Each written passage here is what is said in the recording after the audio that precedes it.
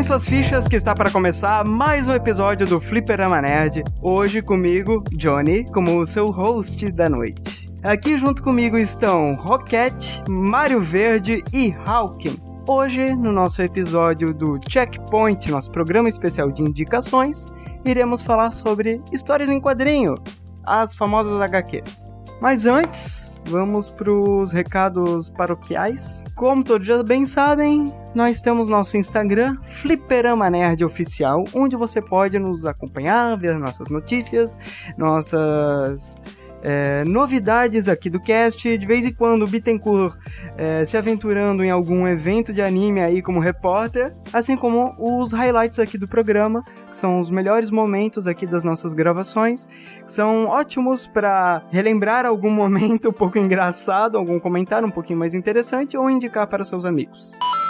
Vale sempre lembrar também que nós temos o nosso financiamento no Catarse. Lá você pode nos apoiar, ajudando o cast assim a se manter a frequência, que estamos agora nos lançamentos semanais, toda semaninha, uma ficha nova aqui para o nosso cast, aqui para o nosso Fliperama, bem como pode nos auxiliar aqui com novos projetos, novos planejamentos. Estamos ansiosos aí para uma sequência do nosso especial de RPG, mas para isso estamos aí com o financiamento. Qualquer ajuda é uma ajuda. E lembrando que no nosso financiamento coletivo temos 3 etapas, não é mesmo, Johnny? Nós temos fichas de bronze, fichas de prata e fichas de ouro. Basicamente, a partir do ficha de bronze, pagando apenas R$5, você já tem acesso ao nosso grupo do Telegram e ter a incrível, especialíssima oportunidade de poder discutir Fullmetal Alchemist com todo mundo do cast e causar uma intriga dentro do grupo do Telegram pelo resto do dia.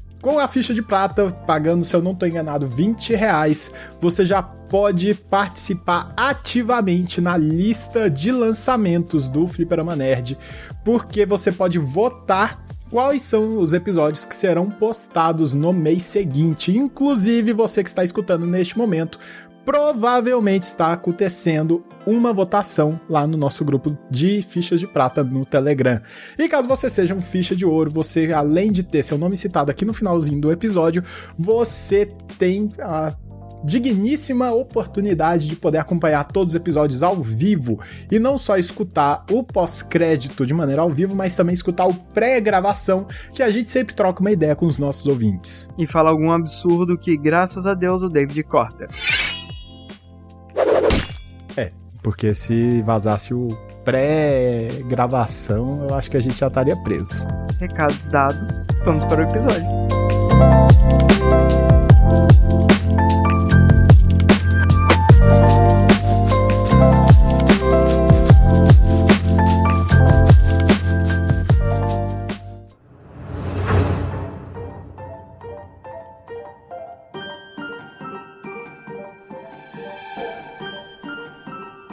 Senhores, eu propus esta pauta porque durante meu ensino médio e início da faculdade eu lia muita história em quadrinho.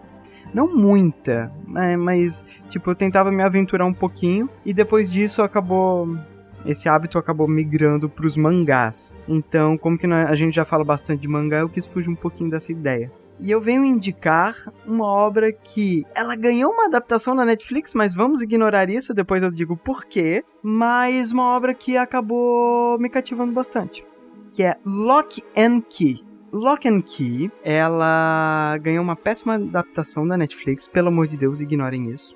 Mas, talvez você já tenha ouvido falar de um certo Stephen King. Lock and Key, o roteiro, a história é feita pelo filho de Stephen King, Joe Hill. É uma família que tem, assim, uns hábitos meio... Hábitos não, mas tem uma cabecinha meio complicada, eu acho. Que o pai é o rei do terror atual. O filho produz essa história aqui, Lock and Key, que é uma história de... Tem o seu suspense, tem o seu terror. E a esposa, a mãe do Joe, também tem algumas obras aí voltadas pro terror, né? O ilustrador é Gabriel Rodrigues. Eu até achava que ele era brasileiro, mas pesquisando aqui pra pauta eu vi que ele é chileno. Lock and Key conta a história de uma família que está tentando se reestruturar depois de um atentado que acabou levando o patriarca da família. E agora a viúva e seus filhos estão se mudando para a antiga casa de infância do pai. Porque ele sempre falou que, se alguma coisa acontecer comigo na vida, vão para lá. Não importa o que tenha acontecido. Vão para minha casa.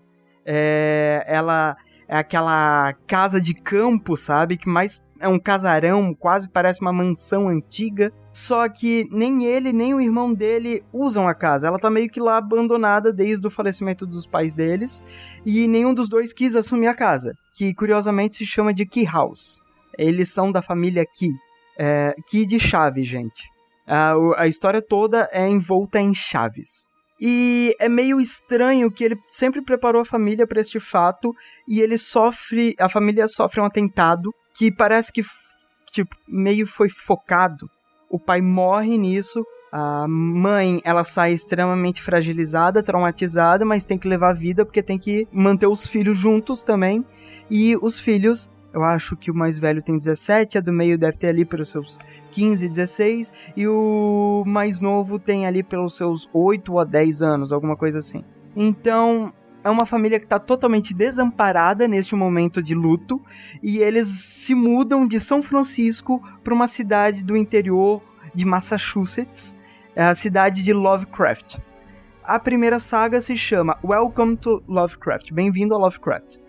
Em que pese eles estarem vivendo esse momento extremamente tenso, a casa ela é meio estranha, ninguém se sente muito confortável naquela casa, e eles, explorando o filho mais novo, Bodhi, ele começa a encontrar umas chaves espalhadas pela casa, umas chaves meio estranhas, e quando ele começa a brincar com elas, elas começam a ter efeitos muito estranhos. A primeira chave que ele encontra, mais tarde nós viemos a descobrir, a chave da alma.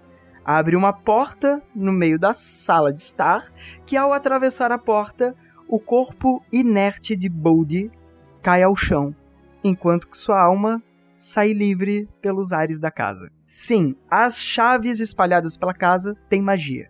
Não sabemos muito bem o que cada chave faz, onde elas estão, mas parece que cada chave sempre tem um momento certo de ser encontrada. Ou é um momento meio propício ou de maior necessidade, mas cada chave tem uma habilidade mágica que, ao decorrer da saga, são explicados essas coisas. Mas é aquela historinha de terror. Tudo tem regra. O funcionamento da magia das chaves tem regra, cada chave tem sua própria regra, e obviamente nós temos um perseguidor slasher. Explorando a casa, Bodhi encontra uma mulher ao fundo do poço atrás da casa. É meio estranho porque uma mulher que está lá, simplesmente lá há não sei quanto tempo, sem comida, sem nada, ela simplesmente está lá. E ela pede ajuda do Bodhi para sair, para poder explicar um pouco melhor da história. O Bodhi acaba sendo enganado, ajuda ela, e assim nós temos Dodge, um demônio solto perseguindo as crianças e perseguindo as chaves. Adultos não conseguem entender o funcionamento das chaves e parece que depois de um tempo eles começam a esquecer a magia e os efeitos estranhos que elas têm no ambiente. Sendo assim, os únicos que estão atrás dessas chaves são um grupo de crianças enlutadas com seus problemas de amadurecimento e problemas psicológicos e coisa e tal, sendo perseguidos por uma demônio que está também tentando caçar essas chaves. O que eu tô falando aqui não é nem spoilers, são os 2 primeiros capítulos tentando introduzir essa ambientação. Então, a história toda é um assassino tentando perseguir crianças, enquanto muitas coisas estranhas acontecem, elas não têm muita ajuda de adultos, ou seja, vocês começam a ver aqui que há uma certa pegada de It a Coisa, né? Aquele monstro que representa basicamente o maior medo de todas essas crianças extremamente traumatizadas, e adultos não conseguem interferir nesta história. Algumas das regras da casa são que algumas das magias só funcionam dentro da casa. Estão sempre atreladas às chaves espalhadas na casa. Parece que alguma coisa também é muito específica com o terreno da casa, e ao alcançar a maioridade, os membros da família acabam esquecendo isso. Então, temos aí uma bomba relógio em que essas crianças têm um prazo limite para conseguir resolver todo o problema aqui envolvendo este demônio, e porque essa perseguição não fica limitada apenas a 3 crianças. Obviamente os demônios vão utilizar do que for necessário, inclusive todas as formas de manipulação ou violência. Tem muitos exemplos de magias que envolvem essas chaves que são muito legais.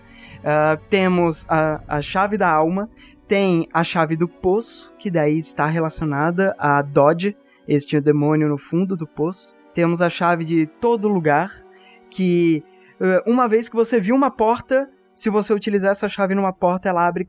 Ela é um portal.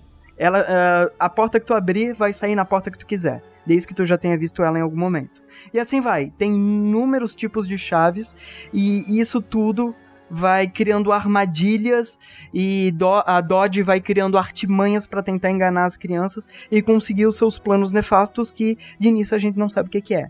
Então, poxa, temos uma família que abandonou a sua casa, e os filhos não quiseram herdar esta casa, mas um deles sempre falou, deu alguma merda, vai pra lá. E quando chegam lá, todo este plano de magia, demônios e manipulações começa a se destrinchar. Então, é uma história de muitos mistérios. Como que eu falei, esse esquema de regrinhas de histórias de terror me cativou bastante. E pra quem curte coleções, cara, tu vai sair com a vontade de ter uma réplica de cada chave. Porque tem umas que são muito estilosas. E tu sempre vai ter aquela ideia de, qual é o meu item mágico favorito? E, claro, como que é uma história de longo prazo, ela tem várias sagas, mas a saga principal, ela tem um início, meio e fim, ela se concluiu já, é completinha. Ela preenche todos os buracos necessários, mas tem lançamentos de spin-offs. Tem spin-off que conta de antepassados ali da família, de gente que já morou nesse terreno. É sempre a mesma família, né? Então, tem de criadores de chaves antigas, de como surgiu toda a história dessas chaves. E eu, estudando pra pauta aqui, eu descobri que tinham spin-offs até mais recentes do que quando eu parei de ler, e tem até um envolvimento, tem uma mistura com o universo de Sandman. E, sendo sincero, pra mim faz muito sentido. Porque como que envolve um pouco dessa ideia de terror cósmico, aliás, a história se passa em Lovecraft, né? Então tinha que ter alguma referência além do nome, não é mesmo? Esse universo, ele permitiria esse crossover, sabe? E eu achei muito interessante essa possibilidade de utilizarmos chaves dentro do universo dos desejos, né? E, como que eu disse, tem uma série da Netflix, a primeira temporada, ela é a que mais adapta os quadrinhos, mas ela é meio fraca. As outras temporadas, assim, gente, pelo amor de Deus, eles fizeram uma mistura de Rebeldes, Riverdale e It a Coisa, e não sei, ficou meio grotesco. Eles tentaram fazer um novo Stranger Things, mas fracassaram miseravelmente. Eu não sabia que Law TNT era um HQ. O meu contato foi a primeira temporada pela Netflix, que foi a única que eu assisti, né? E depois só me deu vontade de assistir as outras mesmo. Mas pela tua explicação, parece que as HQs são bem melhores do que a série. Muito melhores, muito melhores. Se eles tivessem seguido, assim, só a HQ, eles tinham uma história, assim, completinha e perfeita na mão. Todos rolam uma missão de HQ, a história completa. Putz, cara, eu não sei ao certo, deixa eu pegar aqui. É porque, vamos lá. A série original, completa, ela consiste das seguintes sagas, daí cada saga varia a quantidade de volume. Bem-vindo a Lovecraft, Jogos de Cabeça, Coroa das Sombras, Chaves do Reino, Mecanismos do Relógio, Ômega e Alpha. Diga-se de passagem, Chave da Cabeça é uma das chaves mais divertidas que tem. Ela aparece na série e causa muito rolo. Imagina você conseguir colocar uma chave na sua cabeça para abrir a sua cabeça e ver o que tem dentro. Você e as pessoas ao seu redor conseguem ver o que tem dentro da tua cabeça. Desde a imaginação, a sua construção de personalidade. Você pode colocar e tirar o que quiser ali dentro. Claro, isso vai te modificar como pessoa. E isso acaba sendo até a trama de uma das personagens. Então, são essas as sagas pra montar a história completa, a história principal. Daí ainda tem as outras sagas spin-off. Mas já é justo. Já dá pra ter a noção do que nosso grupo tem que ir atrás pra poder ler. Mas é isso, eu nunca tinha tido contato, pô, fiquei bem curioso pra poder ler sobre Lock and Key. Não sabia que tinha todo esse universo por trás. Cara, vale a pena. Tu vai acompanhando ali um amadurecimento dos personagens que é muito interessante. Como que eu falei, um bando de gente que acabou se traumatizando e também no momento que era pra formação de personalidade, caráter ali dos jovens, né? Então, tem os problemas adolescentes, mas de adolescentes que tem que resolver esses problemas meio que na pressa e com muita violência. Então, né, acaba sendo uma construção de personagem bem interessante também. Não, achei massa de ser o filho do Stephen King e de estar explorando outras mídias, né? Tipo, não tá só escrevendo, né, que nem é o pai. Mas achei interessante. Ele chega a ser da Vertigo também, DC, alguma coisa assim, ou nem? Putz, eu não sei certinho. Eu ouvi aqui que ela é da IDW Publishing, nos Estados Unidos. E no Brasil, ela foi distribuída pela Geektopia, um dos selos do Novo Século. Entendi. Bravo.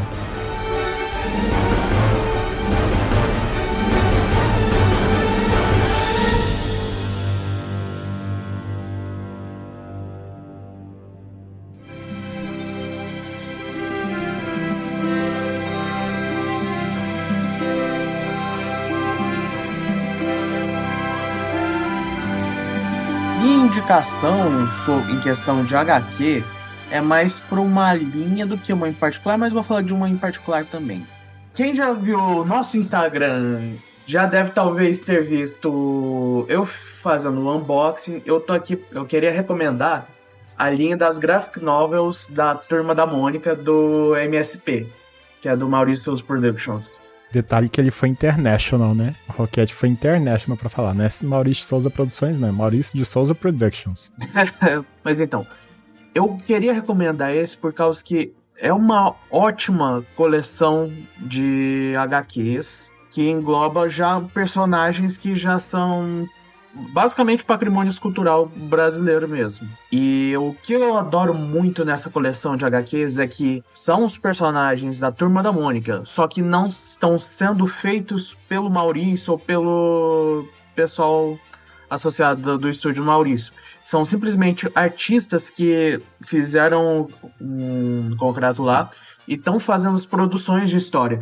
E o mais legal é que todas as histórias tem um personagem em foco e também tem um espaço maior para contar uma história. Então a gente consegue ver umas histórias de personagens que a gente conhece da Turma da Mônica se desenvolvendo de um nível que a gente não veria no gibi.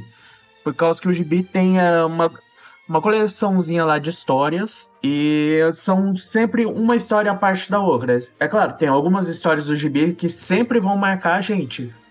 Um exemplo é da irmãzinha do Chico Bento. Essa é clássica que marcou todo mundo. Inclusive eu tenho essa HQ, viu? Guardada em algum lugar aqui da minha casa, bicho. Mas as HQs aqui as graphic novels da Turma da Mônica, por estarem sendo feitas por outros artistas, cada uma tem uma aparência única. E isso eu acho que dá um destaque muito legal para cada uma. Por exemplo, quem já viu o filme live action da Turma da Mônica, a história dos dois filmes foram baseadas nas próprias HQs aqui das graphic novels, que foi o Laços e Lições. E também tem outra história, acho que é Coragem e Força, da mesma linha. Também tem até uma coletânea aqui que é todas as histórias de uma vez. Mas aí quando você pula dessa história e vai para outra, por exemplo, do Anjinho, que é uma história só dele, você vê que o traço muda. E aí quando você vai ver a história do astronauta, ele tem o maior estilo do Flash Gordon. Então é um parâmetro muito legal que é tipo... É uma arte diferente, são histórias diferentes e é uma profundidade maior para os personagens. E se vocês forem atrás de qualquer uma, eu diria, tipo, vai na que você quiser. Não tem uma ordem correta para você ter que ir atrás. Vai pelo personagem que você gosta, vai pelo artista que você gosta, tanto faz. E se vocês querem algumas indicações pessoais minha indicação é a do Louco, que eu até tenho aqui. A graphic novel do Louco, que é feito pelo Rogério Coelho, que eu acho que é uma obra de arte. Isso aqui tem umas partes aqui que é simplesmente tirar o fôlego, de tão bonito que é. cara, o quadrinho do louco permite tu explodir tua imaginação na tela. Exato. Né? Eu adoro a arte do Rogério Coelho nessa história do louco e explorou um pouco mais do louco fora do universo da Turma da Mônica que a gente conhece, que é só o cara doido que fica quebrando a quarta parede. Aqui mostra, como posso dizer, uma justificativa dele conseguir quebrar a quarta parede, um pouco mais do louco. É meio que permitindo também o leitor ver de uma forma mais... Bem, de uma forma visual, uma forma bem artística, né? Isso. O que é esse mundo no ponto de vista dele, né? Exato. Então, o do louco eu recomendo. Outro que eu recomendo que ganha vários prêmios é o do Jeremias, que trata a temática da racial lá da cor da pele e das raízes negras lá. Tem frases lá, tem diálogos na HQ do Jeremias que você não encontraria no gibi normal. E é a verdade mais nua e crua, né? Exato. Você consegue... Nos gibis a gente conseguiria ver a retratação de racismo de um jeito mais suave, mas na graphic novel eles retrataram de um jeito que é tipo muito nua e crua, que é a verdade mesmo. É que eu acho que é uma proposta ali, ele foge até pega os personagens de uma construção mais infantil, né, e faz uma abordagem mais madura, né? Exato, madura, mas não a um ponto que vai apelar pra violência. Ainda tá num âmbito familiar assim, mas ainda retrata muita coisa que não retrataria no gibi. Então é uma história bem pesada, mas é boa. Outra que também eu acho que eu gostaria de recomendar é a Origem do Capitão Feio. Tem umas 3 graphic novels do Capitão Feio. Então, se você tiver mais curiosidade sobre esse personagem, eu recomendaria pegar. Aquela do astronauta também é dessa saga? Sim, tem o astronauta que tem uma saga dele aqui, que literalmente todas as capas parecem coisa do Flash Gordon. Sim. Essas graphic novels vocês podem encontrar com muita facilidade na Amazon só escrevendo MSP, e tem tanta opção de capa normal, ou seja, aquelas capas mais de papel molenga, quanto capa dura. Então, se vocês quiserem uma opção mais econômica, vocês podem optar, vocês vão lá na opção e escolhem por capa regular.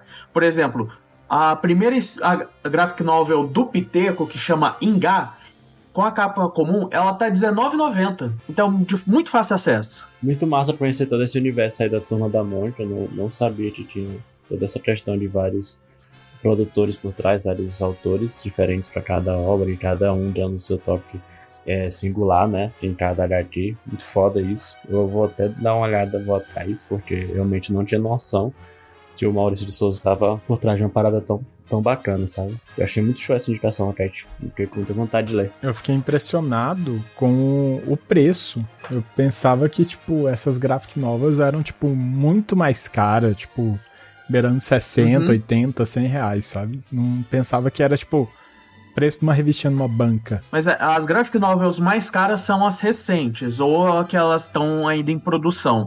Por exemplo, tem uma terceira graphic novel do Jeremias sendo feita, que chama Escrila, que ela tá custando em torno de R$64,90. No momento tá em promoção, R$54,08. Tanto que tá escrito ali capa provisória. Mas eu diria que são ótimos investimentos em questão de produção e também de conteúdo. Sem contar que eu acho que... Mano, é a Turma da Mônica, uma produção nacional e eu gosto disso. Turma da Mônica é um patrimônio cultural nosso.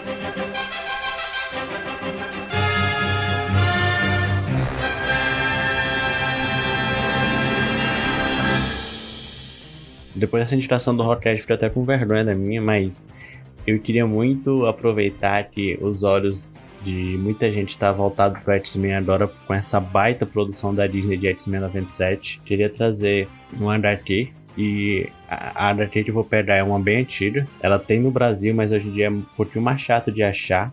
Tu acha ela em volume único, capa dura, que é Deus Ama, o Homem Mata, o nome dela. E assim, desde a sua criação, nos anos 60, né, os X-Men sempre foram tratados como uma metáfora para as minorias do mundo real. E os mutantes na obra têm constantemente lidar com perseguição por parte da raça humana. E é muito comum que dentro da obra a gente veja os vilões sendo pessoas literalmente intolerantes, né, dentro desse universo. E uma HQ que eu li que eu achei bem pesada e trata esse tema de uma forma bem direta é Deus Ama, o Homem Mata. Eu acho assim, o título dela já é bem pesado. Foi escrita por Chris Claremont e os desenhos de Brett Anderson. O quadrinho, assim, a primeira cena dele, quando são duas crianças sendo assassinadas por um grupo de chamados de purificadores. E a única coisa que essas crianças têm para serem assassinadas são os gene mutantes, sabe? Eles são deixados amarrados depois de mortos em um balanço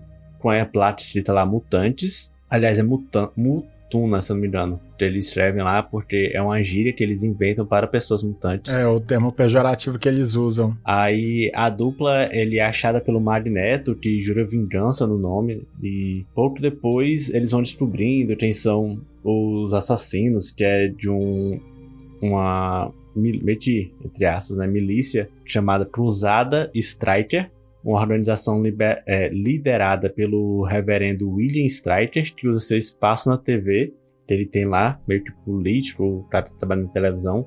Ele usa esse espaço para disseminar ideais preconceituosos, afirmando que os mutantes são filhos de demônio, etc. É um quadrinho com menos de 70 páginas, e ele é uma história que fala de uma forma bem madura sobre ódio e intolerância, utilizando todo o X-Men por trás disso, sabe? Então, é um tema, infelizmente, muito presente na nossa sociedade, que é contado de uma forma para todo mundo poder entender, e dentro de um tema que eu acho que tá muito bacana hoje em dia. Então, se quem puder dar essa lida, quem puder comprar esse HQ, eu tenho certeza que vai amar. É uma leitura pesada mesmo, ela é mais densa, mas é boa pra caralho.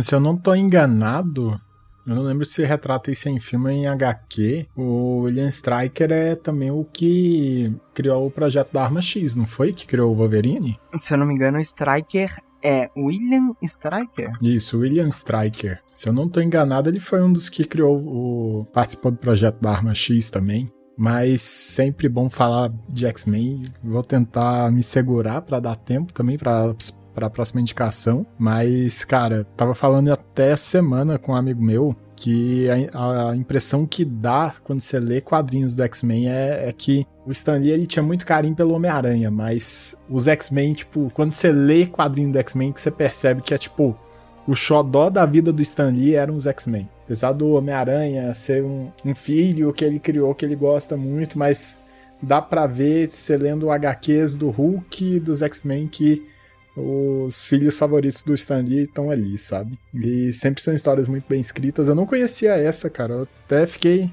impressionado, porque eu li muito X-Men na minha infância. Fiquei impressionado de não conhecer essa história, mas talvez seja pelo cunho muito pesado dela. Uma coisa que eu gosto aí dessa construção dos X-Men é que eu vi muita coisa na infância, né? Por causa do lançamento dos filmes. Tinha o X-Men Evolution que passava na TV e coisa e tal, adorava. Então, tipo assim, é uma ideia de que os jovens ficam por causa do estilo, por causa dos poderes, por causa das aventuras, mas por trás tem um plano de combate a tanto tipo de preconceito, tanto tipo de problema social.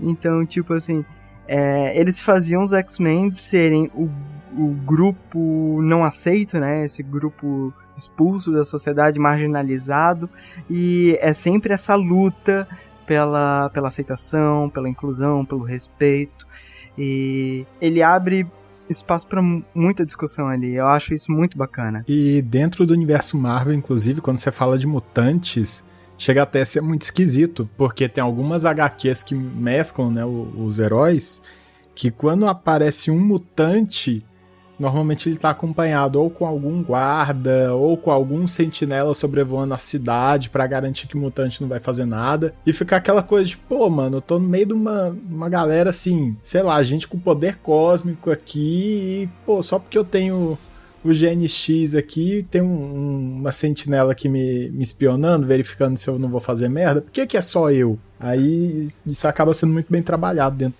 das HQs. Leiam X-Men. Faz bem pra cabeça de vocês. É isso. Assuntos muito atuais, né? Sempre atuais. E infelizmente não deixa de ser atual. É sempre importante a gente sempre debater sobre.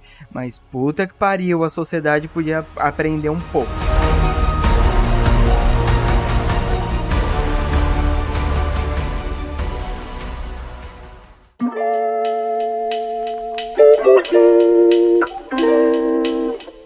O Roquete, ele recomendou uma obra brasileira. Eu vou ir um pouquinho mais além, porque além de recomendar uma obra brasileira, eu vou recomendar uma obra de um roedor de piqui goianiense, daqui da cidade, da capital do piqui, também conhecido como Goiânia, Goiás. Foi um cara que eu li muito durante a minha infância, eu tenho muita felicidade de ter uma coleção de livros dele autografado. Eu tô falando do Cristi Queiroz, que é cartunista aqui em Goiânia, publica num jornal grande aqui no estado de Goiás, e é o autor do personagem Cabeça Oca, que é... O Roquete conheceu. Eu conheço, eu também tenho um autógrafo dele. Mano, eu tenho coisa de, 9 livros autografados por ele, e eu descobri que ele fez mais e eu quero pegar o resto. Mas, basicamente, o que é o Cabeça Oca? Ele é um personagem que é baseado na infância do Cristi, do menino que cresceu nos anos 80, anos 70, se eu não estou enganado, eu não lembro qual que é a idade do Cristi, e crescendo em Goiânia mesmo, nessa época.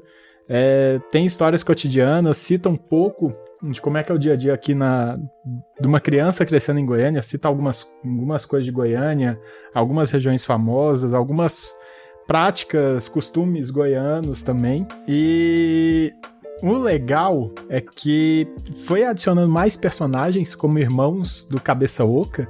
E tem a Mariana e tem um outro menino, que esse foi depois que eu parei de ler, que os dois são filhos dele, são baseados também nos filhos dele, e parte das histórias também são baseadas no dia a dia que ele teve criando esses filhos. E o massa é que não é um estilo de HQ muito diferente, muito longe do que vocês estão acostumados, porque o desenho dessas HQs lembra muito as tiras do Calvin e Haroldo, e boa parte dessas histórias dele não são histórias grandes, é mais tiras, charges, histórias com 3, 4, 5 quadrinhos no máximo.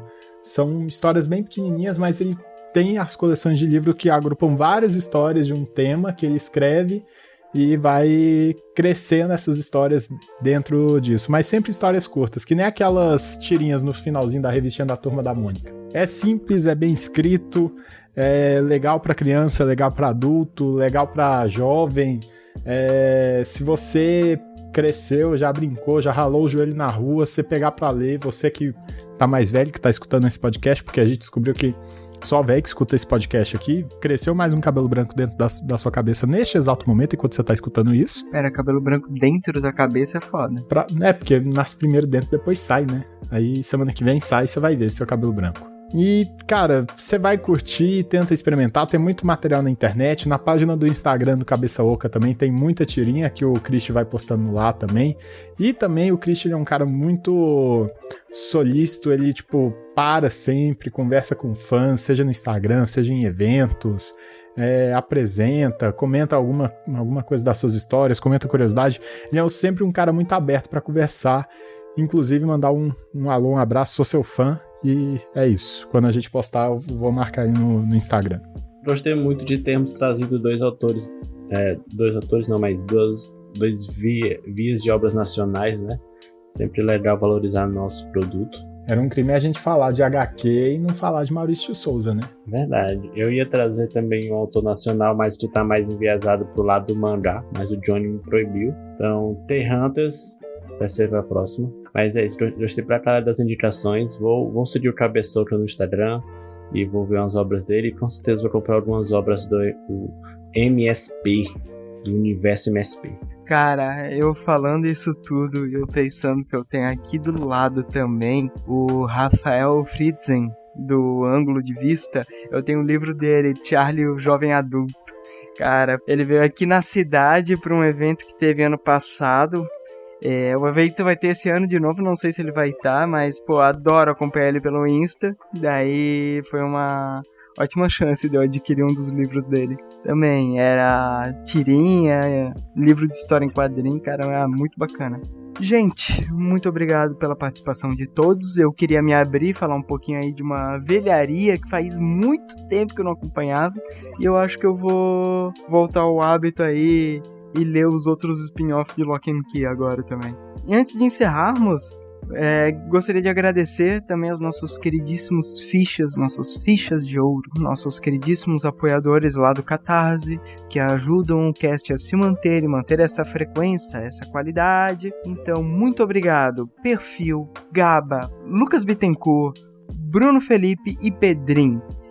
Sua ajuda, sim, realmente é muito fundamental para nós. E, pessoal, obrigado por participarem deste episódio novamente. Até o próximo episódio. Falou! Valeu, guys. Até a próxima!